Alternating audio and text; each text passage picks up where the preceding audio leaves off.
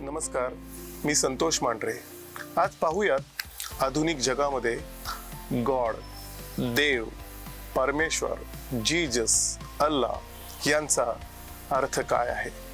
प्रत्येक ठिकाणी आज म्हटलं जातं ओ माय गॉड, म्हणजेच मराठीमध्ये अरे देवा. आता या गॉड या शब्दाचा अर्थ काय आहे हे समजून घेऊयात. गॉड म्हणजे 3 लेटर्सने तयार झालेले एक नाव व ते प्रत्येक धर्माशी जोडलं गेलं, प्रत्येक मान्यतेशी जोडलं गेलं. मग कोणीतरी त्याला देव म्हणतं, कोणीतरी त्याला अल्लाह म्हणतं, कोणीतरी त्याला जीजस म्हणतं, कोणीतरी त्याला गुरु नानक म्हणतं. हे पहा, प्रत्येकाच्या वेगळ्या भावना, प्रत्येकाच्या वेगळ्या धारणा, तसाच त्यांचा अनुभव देखील. पण या 3 लेटर्सनी मिळून हे नाव का तयार झालं आणि याला देव असं का म्हटलं गेलं. तर मित्रांनो, प्रत्येकाचा जन्म होतो, प्रत्येकाचं जीवन चालू राहतं आणि प्रत्येकाचा मृत्यू होतो, म्हणून हे गॉड नाव तयार झालं. आता याचं एक्सप्लेनेशन आपण पाहूयात. जी मीन्स जनरेटर, कोणीतरी निर्माता आहे, कोणीतरी निर्माण करणारा आहे, कोणीतरी जन्म देणारा आहे, म्हणून या जीला जनरेटर म्हटलं गेलं आहे. सेकंड, दुसरं लेटर म्हणजे ओ. ओ म्हणजे ऑपरेटर, म्हणजे जन्माच्या नंतर ज्या वेळेस आईच्या आणि बाळाच्या मधली नाळ कापली जाते, ती नाळ कापल्यानंतर कोणीतरी आपल्या ऑपरेशन्सवर लक्ष देतं. ती देखील कुठली तरी शक्ती असते. ऑपरेटर म्हणजेच आपल्याला सांभाळणारा. मग सांभाळणारा कोण आहे? तर सांभाळणारा निसर्ग आहे. जोपर्यंत आईच्या गर्भात होतो, जोपर्यंत जनरेशन चालू होतं, तोपर्यंत आईच्या अन्नातून, आईच्या श्वासातून, आईच्याच गर्भामध्ये आपल्याला आई जे खायची ते सर्व काही मिळत होतं.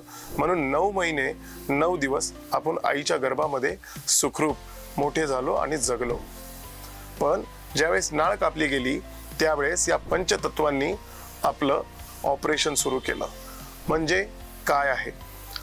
हवा, पाणी, अग्नी, त्यानंतर जी ऊर्जा आपल्याला मिळते ती आपल्याला अन्नामधून मिळते, म्हणजे मातीमधून मिळते.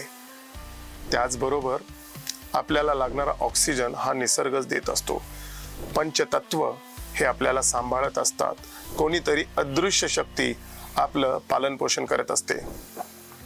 हे झालं ऑपरेटरच्या बाबतीत. आणि शेवटी ज्या वेळेस आपण हे जग सोडून जातो त्यावेळेस शेवटचा जी, ओ आणि शेवटचा 3ऱ्या क्रमांकावर असलेला डी म्हणजे कोणीतरी आपल्याला डिस्ट्रॉय करतं.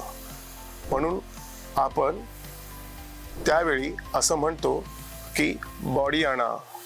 त्यावेळेस व्यक्तीला आणा म्हणून सांगत नाही, बॉडी आणा म्हणतात. कारण त्यावेळेस आत्मा निघून गेलेला असतो, सोल निघून गेलेला असतो. म्हणून आपलं शरीर डिस्ट्रॉय करण्याची तयारी सुरू झालेली असते.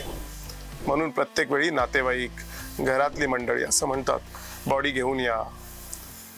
हे आपल्याला सर्वांनाच माहिती आहे. आता डिस्ट्रॉय करणं म्हणजे काय? ज्या पंचतत्वाने आपल्याला जन्माला घातलं, ज्या पंचतत्वाने आपल्याला सांभाळलं, त्याच पंचतत्वात विलीन होणं म्हणजेच शेवटचा डी, डिस्ट्रॉय करणे. आता हा डी आपण पुन्हा एकदा समजून घेऊयात. पंचतत्वातून आपण जन्म घेतो, पंचतत्वाच्या शक्तीतून आपण आपलं जीवन जगतो आणि पंचतत्वाच्या शक्तीमध्ये आपण विलीन होतो. ज्यावेळेस आपला देह अग्नीच्या हवाली केला जातो, अग्निदान होतं, अग्नी दिली जाते, त्यावेळेस त्यामधून आपण सर्वजण पाहू शकता की कार्बन निघतो, त्यामधून अग्नी असतो, त्यामधून जो कार्बन निघतो तो कार्बन पुन्हा आपल्या स्थानी स्थापित होतो. अग्नी हा वरच्या दिशेला जातो, म्हणजे ज्या सूर्याने आपल्याला शक्ती दिलेली असते त्या सूर्यदेवांकडे तो अग्नी परत जातो. ऑक्सिजन तो आपल्या परिसरामध्ये पसरला जातो आणि राहतात त्या म्हणजे 2 गोष्टी. त्या 2 गोष्टी आपली जी राहिलेली राख असते, ही राख मातीमधूनच आलेली असते ती पुन्हा मातीमध्ये विलीन होते आणि ज्या पाण्यामुळे आपण आपलं आयुष्य जगतो ते पाणी पुन्हा ढगांच्या स्वरूपामध्ये तयार होतं, बाष्पीभवन होतं. अशा या पंचतत्वांना सर्वांनी समजून घेतलं पाहिजे. बाकी संपत्ती असेल, मोहमाया असेल, हे सर्व काही आपल्या मृत्यूनंतर संपून जातं. म्हणून माणसाने माणसाशी माणसासारखं वागणं हेच आपलं परम कर्तव्य समजणे. एवढेच या गॉड या 3 अक्षरांमधून आपल्याला सांगायचं होतं. पुढच्या व्हिडिओमध्ये भेटूयात. तोपर्यंत धन्यवाद.